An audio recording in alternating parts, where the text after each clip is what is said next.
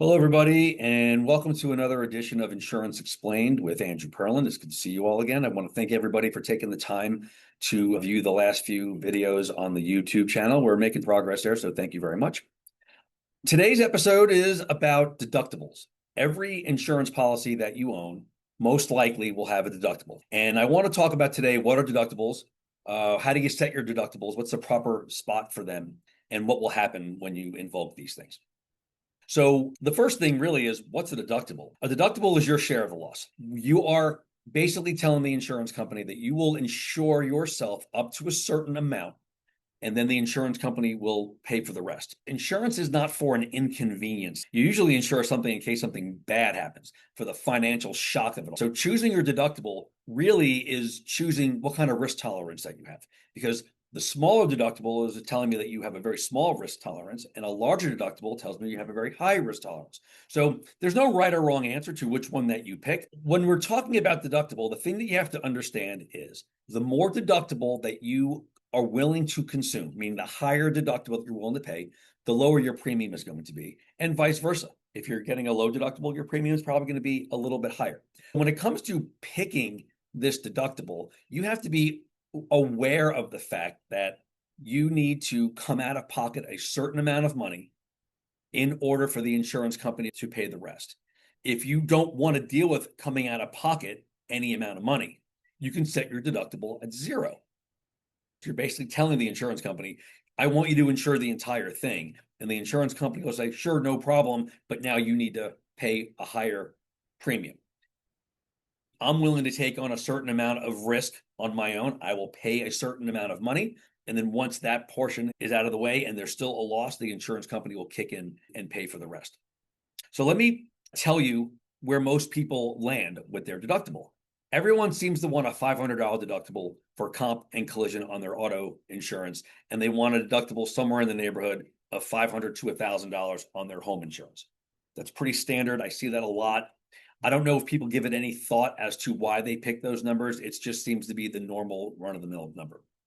So when I'm having conversations with clients, I tell them all the time, let's talk about this and figure out where your risk tolerance is, because you might want a higher deductible or a lower deductible. Now, I do not want you to get into the habit of thinking higher deductible, less premium. I want you to think about it from the perspective of how much money am I willing to come out of pocket before my insurance kicks in? And of course, if you have a higher threshold or the means to write a bigger check, then yeah, you'll save money on the back end. And if you don't, you don't. But don't let the premium determine the deductible, because you still got to be able to write that check. If you have a deductible set at a certain limit, what you're basically telling the insurance company is that you're not going to use your insurance until the loss is greater than that limit. Makes sense, right? So now the question is, how do you figure out what that limit is?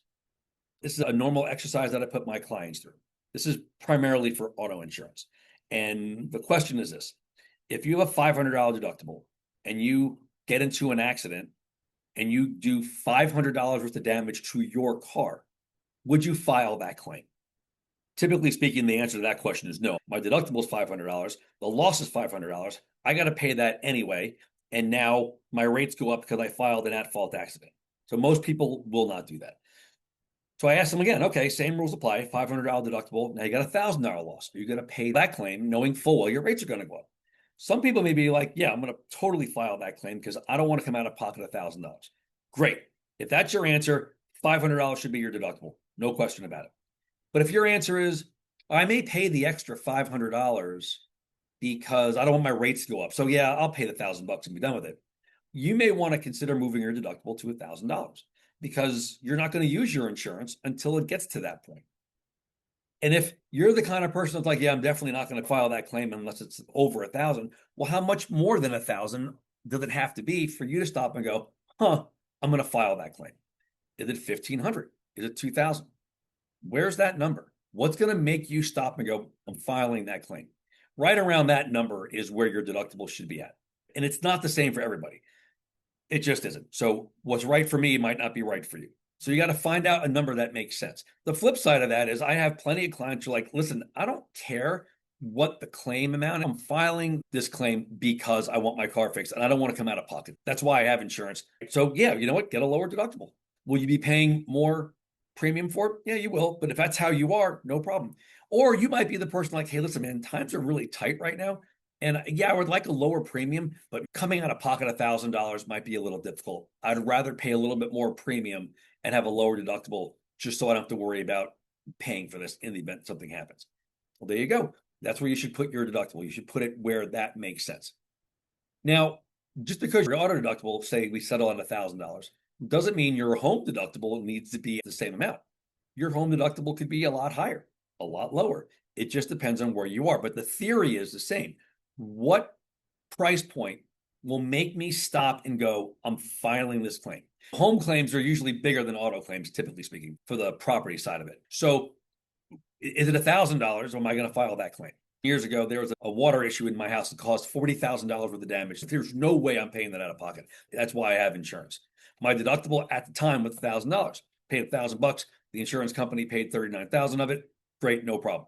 I could have put my deductible at $2,000, $3,000, $4,000. I would still file that claim. There's no way I'm paying 40 grand.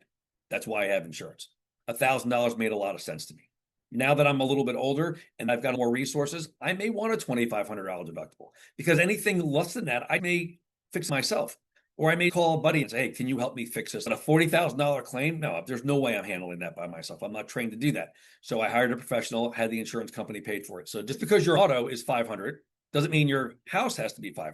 Now, the problem with a low home deductible is that the premiums will reflect that considerably. So you need to make sure there is a balance between that. The other thing I'll say about a home policy is these claims don't tend to happen as often as an auto claim.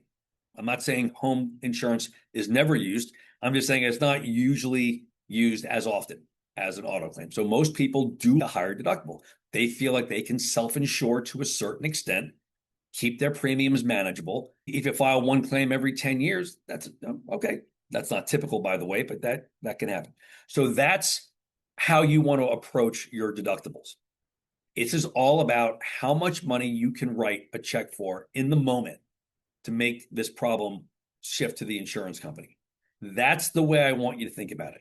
How much damage does my home or my car have to consume in order for me to want to file this claim, knowing full well that my rates are going up and everything that goes along with it, right? That's where the deductible comes into play. And that's how I want you to view this thing. If you have a low deductible, especially on your auto insurance, and you're not willing to file that claim unless the claim is over $1,000, you're paying for something that you're just not using. If you're going to self-insure up to $1,000, well, then keep your deductible at $1,000. That's where I think a lot of people run into problems with their deductibles. Either they're too high and they can't write the check in the moment, or they're too low and they're just like, well, I'm not going to file the claim if the claim is only $250 or $500. I'm going to wait for it's a bigger claim. I'll just pay it out of pocket. Okay, if that's how you want to go, and I would agree with that, then raise your deductible, save a little bit of money on the front end, and just deal with it on the back end. So that's how I want you to understand what's going on. Now, obviously, the more claims you file, the higher your rates are going to get, right? And if you have multiple claims in a 3-year period, some insurance companies might not want you at all. So be very cognizant of that part, that you're trying to use your insurance more often than the average, and then you may have a problem. But when it comes to deductibles, it's really all about how much can I afford to pay in the moment? And that's where my deductible should be. If you're not sure what deductible makes sense for you, you're not the only one. I've explained this to a bazillion people over my years, and people just don't get it. They also don't understand the difference between comp and collision, believe it or not. I have no problem explaining this to anybody. It's a very important part of your insurance because it gives you a better policy once it's suited for you. When it comes to your deductibles, this will have a big impact on how you use it and how well this fits into your lifestyle and what you're trying to insure. Deductibles aren't exactly a hot topic of conversation in most auto and home policies, but it's important because it does have a lot to say about how you are going to use that policy. So thanks for being here. I hope you got something out of this video. I enjoy doing this. Hopefully you're getting something out of it. Please like and subscribe to our channel. I plan on doing this about once a week, just for about 10 minutes to give you some information about what's happening. If you have any comments or topics that you would like for me to go on and talk about in the future, please let me know. Insurance is a big, vast thing. I've been doing this for a really long time, and there's plenty of time that I run into a question. I'm like, I got to do a little research on that. So I'm a professional doing this. So if I have these questions, I can only imagine what you guys are thinking. If there's something happening in your life and you're not 100% sure how to handle it, drop me a note. I'll be happy to do a video on it. Hope you're doing well. Thanks for being here. My name is Andrew Perlin, and this is another edition of Insurance Explained. Have a great day, everybody.